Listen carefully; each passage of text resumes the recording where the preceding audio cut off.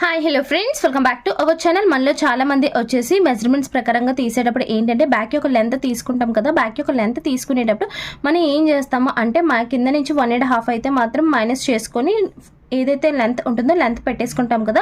Length పెట్టేసుకున్న తర్వాత మనం డౌన్కి వచ్చేసి 1 ఇంచ్ 1/2 ఇంచ్ అయితే మాత్రం చేసుకుంటాం. అది ఎవరికంటే 30+ అబోవ్ ఉన్న వాళ్ళకి వచ్చేసి 1 ఇంచ్ అయితే మాత్రం డౌన్ చేసుకుంటాం. 30 కన్నా తక్కువ ఉన్న వాళ్ళకి ఒక 1/2 ఇంచ్ అయితే మాత్రం డౌన్ చేసుకుంటామండి.